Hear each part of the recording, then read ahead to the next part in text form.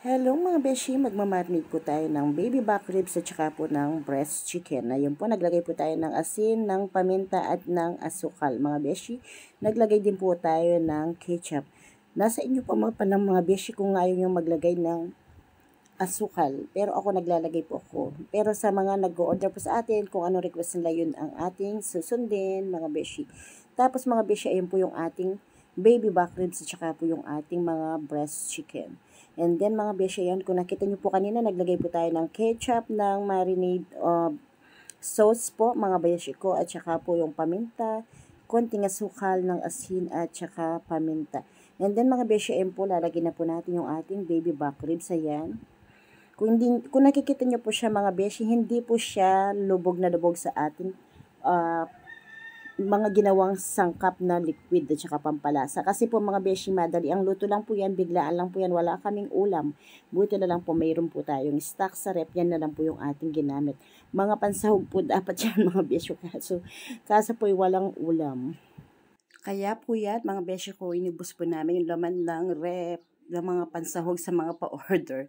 And then yung mga beshi ko po, ayan, minamarinate po natin ng gusto yung ating mga pitso ng manok at saka yung konting liempo at saka po yung ating baby back ribs para po kumapit yung lasa. Kasi po 1 hour lang po nating mamarinate dyan at ihaw na po natin siya dahil po malapit na yung oras.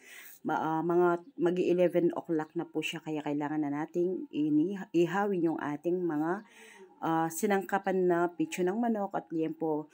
Kulang nga po yan ng sangkap mga beshi ko ng pineapple juice dahil nga po biglaan lang po yan. Pero ang ginawa ko naman po is nag-slice po ko sa parte ng mga pitso at saka ng baby back ribs para po kumapit agad yung lasa ng ating mga pinaglalagay na marinade sauce mga beshi ko. And then ay mga beshi, binaligtad na po natin siya. Habang binaligtad po natin siya, pinapahiram pa po natin siya para po malasang malasa. Yan, habang naghihintay po tayo ng ihaw, tignan nyo po yung background po ng view natin sa likod.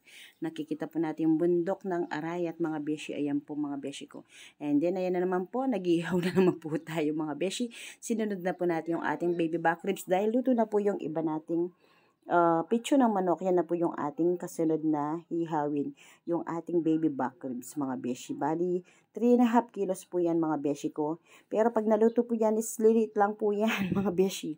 And then ayan, pinapahiram pa po natin siya para po kumapit ng kumapit yung mga pinaglalagay nating panglasa sa ating biglaang lutong ulam dahil wala nga po kaming ulam mga beshi kahapon. And then mga beshi ko, ayan na po, almost malapit na pong maluto yung ating baby back ribs mga beshi. Konting baliktad na lang po at maluluto na. Hindi po kasi siya kasya sa air fryer, kaya yan, nag-ihaw na lang po tayo, gumamit na lang po tayo ng uling mga beshi, hindi na po gumamit ng air fryer. And then ay mga beshi, malapit na po siyang maluto, malapit na po nating i-plating yung ating baby back ribs. Ayan po mga beshi ko, yung ating baby back ribs. Ayan po, naka-plating na po yung ating baby back ribs. I-slice na po natin para makain na.